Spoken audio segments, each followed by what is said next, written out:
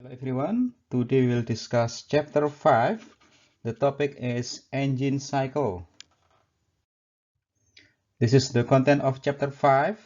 First subtopic is actual cycles, and then continue with ideal cycle, and then ideal model of engine cycles, and the last subtopic is overexpanded engine cycle for improving the engine indicated power. As you might know from Chapter 1 and Chapter 2, the operating cycle of an internal combustion engine can be broken down into a sequence of separate processes. The first process is called intake process or intake stroke. During this process, the piston moves down from TDC to BDC while the intake valve is open, and then the fresh mixture is entering the cylinder chamber from the intake system. And then once the piston hits the BDC, it will move back toward TDC while the intake valve is closed, and the process during this period is called compression process or compression stroke. It is called compression because the cylinder chamber volume decreases as the piston moves toward TDC. At the end of the compression process, the combustion occurs.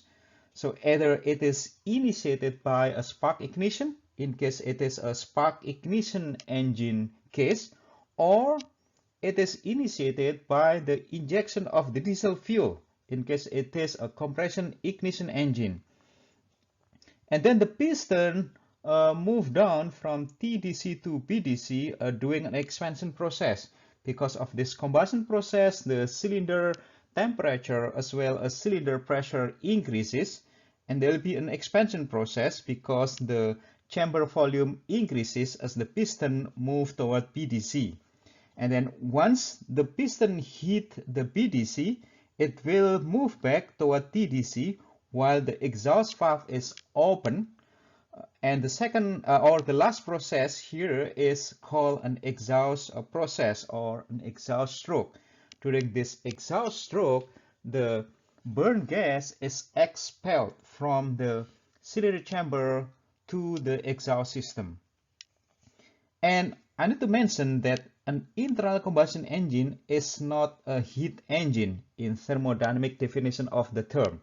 So you know the heat engine definition in Thermo 1 or Thermo 2. So in this case, you have a system and then it has an interaction with the cold and hot reservoir.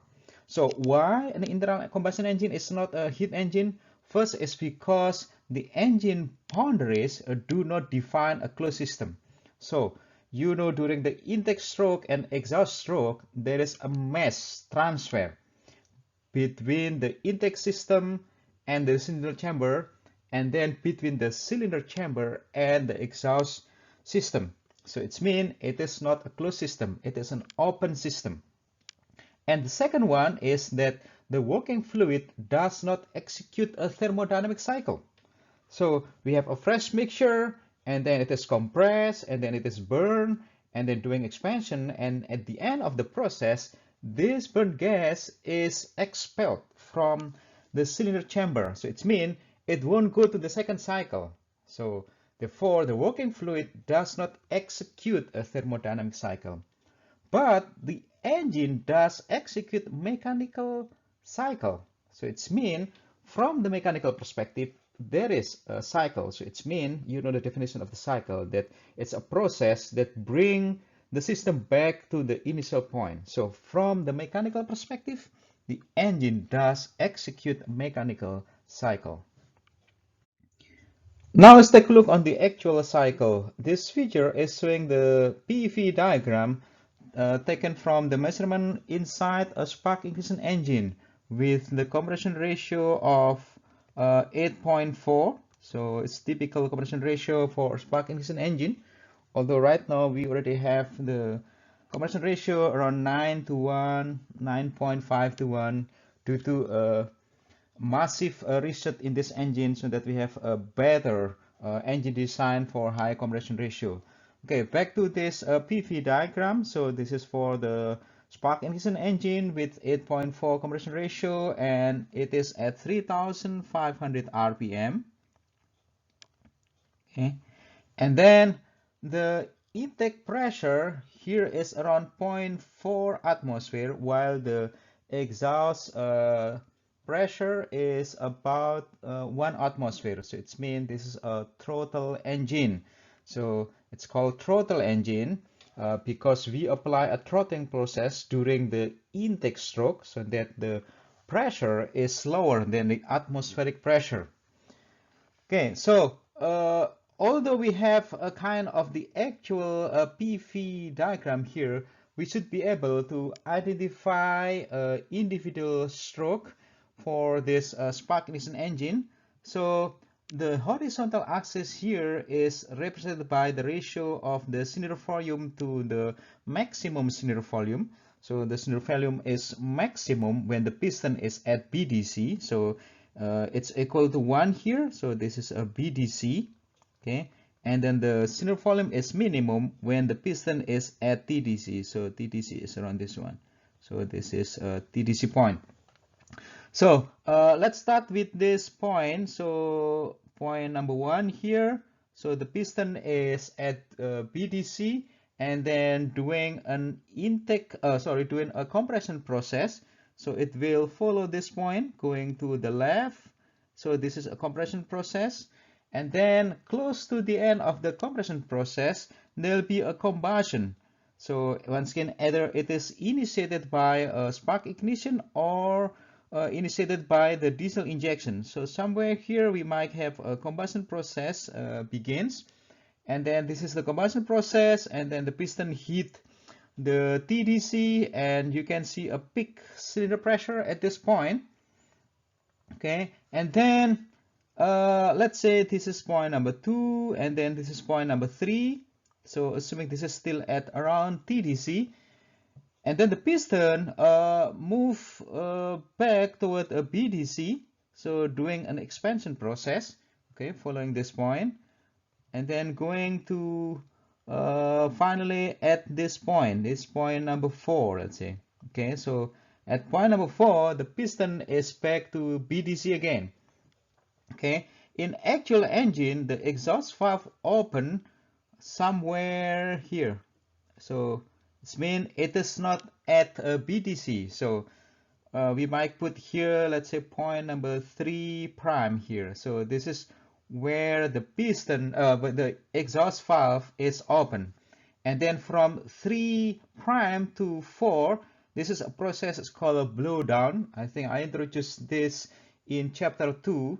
So from 3 prime here to number 4, the exhaust gas exits the combustion chamber, and this is because of the pressure difference. So the pressure inside the cylinder chamber is much higher than the one in the exhaust system. Therefore, from point 3 prime to point 4 here, there will be an exhaust gas exiting the cylinder chamber, and this is because of the pressure difference. And then the piston is at BDC at point of 4, and then it will move up toward TDC doing an exhaust process. So from point number 4, it's go following this point, and then it hit TDC. So this is the end of the exhaust stroke process. So let's put here as point number 5. Okay, and then from point number 5, the piston move down again toward BDC doing an intake stroke process. So if you see here, I put a yellow sign here that the intake stroke line is lower than the exhaust stroke line. So in this case, we have an engine operated under a throttling process. So later on, I will show you a different PV diagram in case it is unthrottled, and the other one is in case it is charged or the engine is boosted with a supercharger or turbocharger. So from this actual cycle, you can still differentiate different processes occurring inside an internal combustion engine. However, for doing an analysis, we apply a kind of cycle simplification or cycle modeling to ease the analysis of the process inside an internal combustion engine. So, to simplify the process analysis inside an internal combustion engine, we model the cycle process. This figure is showing the PV diagram of the ideal cycle. So you have the actual cycle from the first slide. So if we model the actual cycle, we can get the ideal cycle PV diagram as shown in this slide. So there are 5 PV diagrams here representing different operation mode of the internal combustion engine. Let's take a look one by one here. So from the first PV diagram, you can still see different processes compressing the engine cycle. So let's start from point number 1. So in this case, the piston is at PDC. From point number 1, the piston moves to point number 2. So point number 2 here is when the piston at TDC. From point number 2, there will be a combustion process that bring the mixture condition to point number 3. So at the end of the combustion process, the temperature is very high, pressure is very high as well. And then from point 3 to point 4, there will be an expansion process. So the piston move toward a bottom center going to point 4 here. And then from point 4 to point 5, this is a process to represent the blow-down process. So the blow-down process in the ideal cycle is modeled as the constant volume process, which is from point 4 to point 5. And then from point 5, it will go to point 6. So the piston move from PDC to TDC, conducting an exhaust stroke process. And then from point 6, the piston move down toward PDC back to point number 1, and this is an intake stroke process. There are a couple important features for this first PV diagram. Number 1 is that the combustion process is modeled under a constant volume process. So it is from point 2 to point 3. So this is the ideal process for a combustion inside a spark ignition engine. Okay, so this is number 1. So for a combustion process inside a spark ignition engine, usually it is modeled under a constant volume process. So from point 2 to point 3. And second important thing here, what you can see here is that the pressure level during the exhaust stroke, which is from point 5 to point 6, is the same as the pressure level during the intake stroke from point 6 to point 1. So this is the case when the engine is unthrottled. So it means the pressure drop during the intake stroke is about similar to the pressure drop during the exhaust stroke. So that you can see there that both pressure during the intake stroke and exhaust stroke are the same. Okay, moving to the next PV diagram in B here. So it is pretty much similar to the first PV diagram. The only difference here is that the combustion process is modeled as a constant pressure process. So this is from point 2 to point 3. You can see there that the pressure is the same.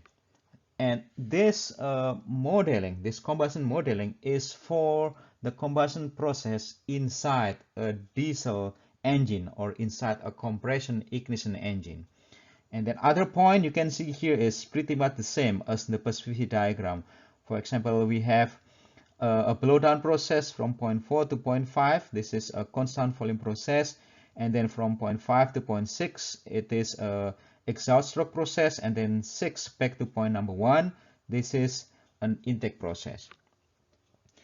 Now moving to third PV diagram. So this is C here. This is a PV diagram to represent a limited pressure combustion. So in this case, the combustion process is modeled by two consecutive processes. So from point 2 to point 3A, so this is a constant volume process, and then from point 3A to point 3B, it is a constant pressure process. So this is used to represent the combustion process. So the actual combustion process in the internal combustion engine is close to this C, okay, to the model C. And then going to the PV diagram number 4, D here. So this is pretty much the same as the first PV diagram. So in this case, the combustion process is modeled as a constant volume process.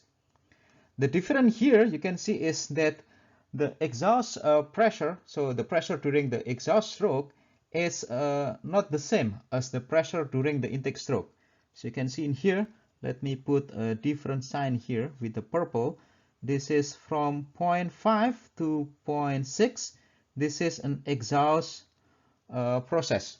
So you can see in here that the pressure level is higher than the one during the intake stroke. So intake stroke here is from 0.7 to 0.1. So the line connecting 0.7 to 0.1 here is at the lower position than the line connecting 0.5 to 0.6.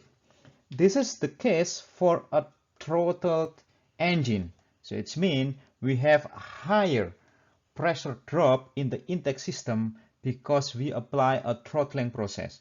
So this is, once again, this is a PV diagram to represent an engine operated under throttling condition. The last PV diagram here, so it is E here. This represents a constant volume combustion process. So it is a spark ignition engine. Okay, and the difference here is the pressure level between the intake stroke and the exhaust stroke. So for this last PV diagram, you can see that the pressure during the exhaust stroke is lower than the pressure during the intake stroke. So let me put here as a purple line. This is point number 5 at the bottom here. It's doing the exhaust stroke process.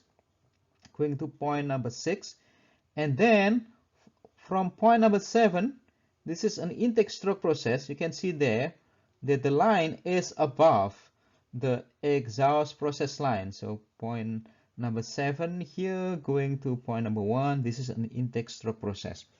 So for this case, it means that the engine is boosted. So it means either we apply a turbocharger or supercharger. So a good thing for this boosted engine is that we have a additional positive work due to these two processes, so intake stroke and exhaust stroke process. So as you can see in here, we have a positive area here. I think in thermo 1, I mentioned to you that if we have a process line following a clockwise direction, it means we will gain a power. But if it is a counterclockwise direction, then we will need to supply the work. So you can see in here that the process line compressed by this intake stroke and exhaust stroke process form a clockwise direction line, so that it's generate a positive power here. So it means there is additional power here in addition to this main power which is generated during the expansion process. Okay, therefore having a turbocharger or supercharger increase the engine output power. Okay, if you compare with the throttled engine, so it is PV number 5, PV diagram number 5 here. So in this case, we have a process line in the counterclockwise. So it's mean this one will be a negative power or negative work. So it means we need to pay it. Okay, so from the gross power generated by the expansion process here, it must be subtracted by this negative power, and the rest will be the power available to the piston. Okay, so the power generated during the intake and exhaust process here usually is called pumping power, or you can call this also pumping work. Okay, so you can see in here we will have a positive pumping work when we apply a boosting system, so either it is a supercharger or turbocharger, and the pumping work is negative when the engine is throttled and it is not boosted. This table is showing ideal model of engine cycle. So I think we learned about this one in Thermo 1 and Thermo 2. For a compression process, so this is the process connecting point 1 to point 2. Usually we assume that it is an isentropic process, so it's mean adiabatic reversible. Adiabatic, so it's mean Q equals to 0. Reversible, it's mean there is no irreversibility generated during this process. Okay, so you know in Thermo 1 and Thermo 2 that as the entropy generation is due to the heat transfer and due to irreversibility. So if we apply an isentropic process, so it's mean S is constant, then we need to fulfill two requirements. First is adiabatic process, and second one is a reversible process. Okay, and then for the combustion process, so this is connecting point 2 to point 3, either we assume that the combustion occurs at constant volume, so this is for spark ignition engine, or we assume this is constant pressure process, so this is compression ignition engine, or we assume that part of at constant volume and part at constant pressure, which is called limited pressure. And then we also assume that the combustion is complete, so it's mean 100% of the fuel is burned. Okay, so it's mean the combustion efficiency equal to 100% or 1. And the next process, usually we assume that the expansion process connecting point 3 to point 4, we assume it is isentropic process. It's mean adiabatic and reversible. And then exhaust process, so this one consisting of blowdown and the exhaust stroke. So point 4, 5, and 6, we assume it is adiabatic. And then a valve event occurs at top and bottom center. Okay, so in actual engine, the valve event occurs at a different point from the top and bottom center. Okay, and then no change in cylinder volume as pressure different across open valve drops to 0, and then inlet and exhaust pressure constant. Okay, so this assumption in real engine it is not constant, and then we also assume the velocity effect is neglected. So these assumptions is also for the intake stroke process. So it's the process consisting of 0.6, 7, and 1. Regarding the model for the engine cycle process, there are 3 types of the engine models, and it is categorized according to the level of complexity inside this model. The first model assumes that the mixture is an ideal mixture and the composition stay the same during the process inside the engine. And in this case, we assume that the combustion process do not change the composition. So it is a simple assumption. And then we can calculate the enthalpy internal energy for each point to get the change of the energy for each of the process. And then the second method have even further simplification in which the Cp and Cp is assumed constant. And then the method number 3, this is the most complicated method because we assume that the combustion process is modeled as an equilibrium process. So in this case, we assume that the combustion process is very fast and that the mixture has sufficient time to come to the equilibrium process. Actually, there is one more method here, which is the most complicated one. So in this case, we apply a kinetic rate for modeling the combustion process. So back to this ideal model.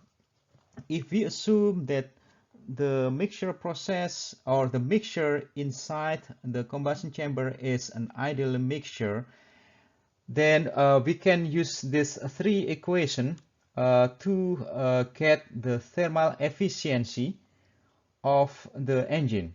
So you can see there that the denominator here is the gross power. So this is the expansion power minus the compression power, and the first equation here is for a constant volume cycle, and the second one here is for a constant pressure cycle, and number 3 here is for the limited pressure cycle. So the denominator here is the fuel energy. So the thermal efficiency here is thus indicated thermal efficiency, and this is a gross thermal efficiency because once again the denominator here is the gross power. If we include a pumping work or pumping power, then we will get the net power for the denominator. Then the thermal efficiency here will be the net ITE, okay, the net ITE. So for this 3 equation, this is the gross ITE. Okay, if we assume that the Cv and Cp are constant, then we can have a simpler equation for the thermal efficiency because we can calculate the compression power as mCv times delta T, and then the expansion power here is mCv times delta T as well. So for the expansion, it will be T3 minus T4, and then for the compression stroke, it is T1 minus T2. Then we will get equation 5.31. As you can see in here, that the thermal efficiency of an engine is a function of the compression ratio and gamma. So gamma here is the specific heat ratio. It is Cp over Cv. Okay. If we plot this thermal efficiency as a function of the compression ratio and gamma, you will get this chart. So you can see clearly here that the thermal efficiency increases with the increase of the compression ratio. Therefore, the research is always try to have a higher compression ratio as high as possible. So, you know, for the spark ignition engine, it is limited by knocking. And then for a compression ignition engine, this compression ratio is limited by the strength of the material. But with the advancement of the technology, we are able to increase the limit of the compression ratio for the spark ignition engine as well as the compression ignition engine. Back to this chart again. If we increase gamma, we will also gain an increase of the engine thermal efficiency. So one of the way to increase gamma here is to have a lean combustion. So it means we need to have more air rather than having more fuel.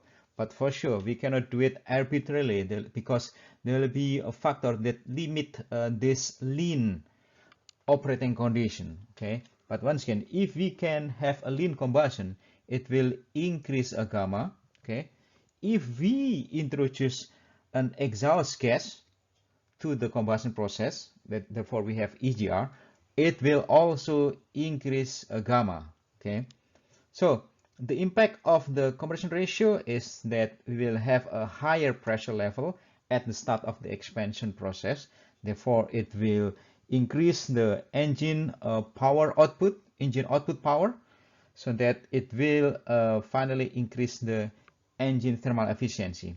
And the impact of gamma is also a pressure level increase at the expansion start, okay, as well as the increase of the temperature ratio during the expansion process. So it means if we have a bigger temperature difference during the start and end of the expansion stroke, it means we extract more power to be a power transfer to the piston rather than the power going to the exhaust gas.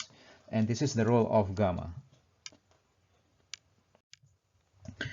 Okay, and then for the constant pressure and limited pressure cycle, we have this formula, and you can see in here that if the term inside the square brackets equal to 1, so then the formula will be the same as the constant volume process. Okay, so if it is equal to 1, then this thermal efficiency of the constant and limited pressure cycle are the same as the one for the constant volume process. And for this constant pressure cycle and limited pressure cycle, usually the term inside this bracket is lower than 1. So it means for the same compression ratio, the constant volume process will have the highest thermal efficiency. Next one is looking at the cycle comparison. So this feature is showing the PV diagram comparison for 3 different combustion model here. Number one is constant volume, and then second one is limited pressure. The last one is the constant pressure process. So the solid line here, it is for the constant volume, and then the dash line, the first dash line here is for the limited pressure. You can see it, you have 0.2 here and then 3A going to 3B. So this is for the limited pressure. And then the second dash line here is for the constant pressure process. So from 0.2, it's going to 0.3 at this low level. Okay, so first looking at the engine thermal efficiency, as I mentioned to you in the previous slide, that the constant volume cycle will have the highest engine thermal efficiency for the same compression ratio. Okay, and then what is the drawback of this constant volume cycle? Is the drawback is that it will have the highest peak cylinder pressure.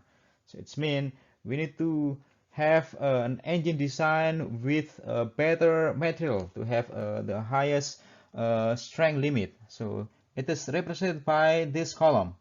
So this constant volume process has the least IMEP over P3. So once again, because the P3, the peak cylinder pressure for the constant volume cycle here is the highest one. This feature is showing the dependency of engine thermal efficiency to the compression ratio and V, so equivalent ratio. And this result is coming from the fuel air analysis, which means that the combustion process is modeled as an equilibrium process. Okay, so first of all, you can see there that the engine thermal efficiency increases with the increase of the compression ratio. This makes sense. And the second one, the efficiency also increases with the reduction of V. So it means if we have a linear mixture burn inside the engine, then we will have a better combustion efficiency. And on the second one here, the position of the dependent variable is just flipped here. So the independent variable is flipped here. So we have V here, and then we have compression ratio, this one. Next one here is looking at the dependency of IMEP over P1 ratio. So P1 here is the intake pressure to the equivalent ratio and compression ratio. As you can see in here, this IMEP over P1 increases. Okay, it increases as we increase the equivalent ratio. Okay, and then it also increases as we increase the compression ratio. Last topic for this chapter 5 is overexpanded engine cycle. The background behind this overexpanded idea is that the gas pressure within the cylinder of a conventional four-stroke engine at the exhaust valve opening is greater than the exhaust pressure. As I mentioned to you, the exhaust valve open maybe around 120, 130 degree after dead center firing. So it means it is around 60 degree before bottom center. So when the exhaust valve open, the gas pressure inside the cylinder is still very high. So, and then you can see then that the available energy of this cylinder gases is then dissipated in the exhaust blowdown process. Okay, so the idea is we might be able, or we can gain additional expansion work, okay, if we retard or if we overexpand this process. So it's mean we retard the opening of the exhaust valve. So this PV diagram is showing the schematic of this idea. So the original one, we have point 1 here, which is the start of the compression stroke, and then point 2 is at the end of the compression stroke, and then we have combustion process from point 2 to point 3, and then expansion process from 3 to 4 prime here. So once again, you can see there that the pressure at point 4 prime is still higher than the exhaust pressure, which is P1 here. So if we expand this process, so 3 not until 4 prime but until 4, then we will get additional power here, okay. And the extreme case is if we overexpand this through point number 5 here, 5 star here. So where we expand this process until the cylinder pressure is the same as the exhaust pressure. And this limit condition, it's called Atkinson cycle. Okay, let's take a look at the analysis of this overexpanded cycle. Okay, from this PV diagram, once again, you will gain additional power here. Okay, and then if you apply an Atkinson cycle, then you will get another one here as well. Okay, so the indicated work per cycle will be the expansion work. So it's mean it is from point 3 to point 4, okay, not to point 4 prime. So it's mean we will have this term, okay, we'll have this term, and then minus the energy required for compression, okay, and this one is because we need to do an exhaust process. So in this case, at the start of the exhaust process is 0.4 and it is still higher than 0.6. Therefore, we need to subtract with the power required for the exhaust process here. And this is another relation to relate 0.1 to 0.2. So this is the compression process. So you can see in here that T2 over T1 equal to RC to the power of gamma minus 1. So RC here is the compression ratio. Okay. For the expansion process, it will be using a different parameter here. Okay, because the compression ratio here is different from the expansion ratio. So in this case, we have RE, okay, RE here is the expansion ratio. So T3 over T4 equal to RE to the power of gamma minus 1. And this is the indicated thermal efficiency, and for sure this is the gross indicated thermal efficiency because we don't include the power during the intake and exhaust stroke. So this is equation 5.55. And as you can see in here, that the gross indicated thermal efficiency is a function of RC, and then R here is RE over RC, okay, and it's function of gamma. And we can see the plot of this engine gross thermal efficiency as a function of this parameter in the next slide. So this is the plot of the thermal efficiency for the overexpanded engine cycle. So it is represented by the ratio of the thermal efficiency in here. So thermal efficiency I0 here, this is for the original system. So it's mean it is without overexpanded cycle. And the nominator here is the overexpanded cycle efficiency. Whenever it is 1, so it's mean they are the same, okay?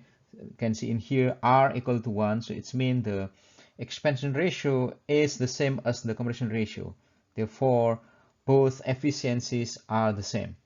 So, as we increase R, so it's mean as we increase the ratio of expansion ratio to the compression ratio, so it's going to the right, we gain an improvement of the engine efficiency. And the dashed line here is when we enter on the Atkinson. So it's mean it is at the limit there. Okay. So you can see clearly here, if we can overexpand the expansion stroke in the internal combustion engine, we will get an improvement of the engine thermal efficiency.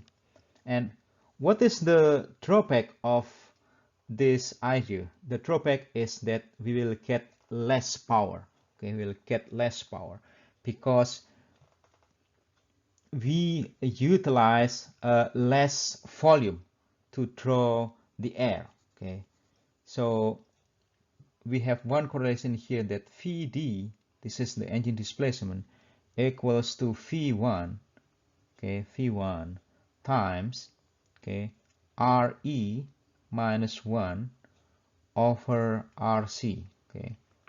So for the same Vd, okay, for the same Vd, if we have higher Re, so we will have a lower V1, and this V1 represent the amount of air inducted into the engine, okay. So therefore, if we want to apply this overexpanded expansion stroke, usually we need to add a turbocharger or supercharger in the engine. Another idea, so which is similar to this one, is having a shorter compression ratio compared to the expansion ratio. So in this case, we maintain the nominal expansion ratio, but we reduce the compression ratio. So this compression ratio reduction is conducted by retarding the intake valve closing. The impact is the same, so we'll get a less air inducted in the engine. Therefore, we need to compensate with having a boosted engine, so equipped with a turbocharger or supercharger. Last one is, how does this ideal PV diagram compare to the actual PV diagram? I think on the first slide I show you the actual PV diagram, and I show you directly here the comparison between this actual cycle to the PV diagram from the fuel air cycle analysis. So because of the several factors ignored during this ideal cycle formulation, so we see the deviation of the actual cycle from the ideal cycle. In this case, we use a fuel air analysis. So you can see the difference here as well as the difference on this side. And these are the list of the parameters that make this different. For example, there will be a heat transfer between the working fluid to the combustion chamber wall. And then the combustion process, it is a finite combustion process. So it's mean it won't reach an equilibrium condition.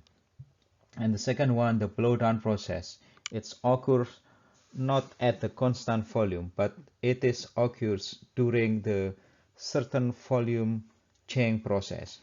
And then there is also another parameter that is ignored in this ideal analysis, which is a crevice and leakage effect. So there will be a leak, okay, from the combustion chamber going to the crankcase through the crevice between the piston and the liner. Okay, we know that there is a piston rings here, but we will still have a leakage, especially during the combustion process.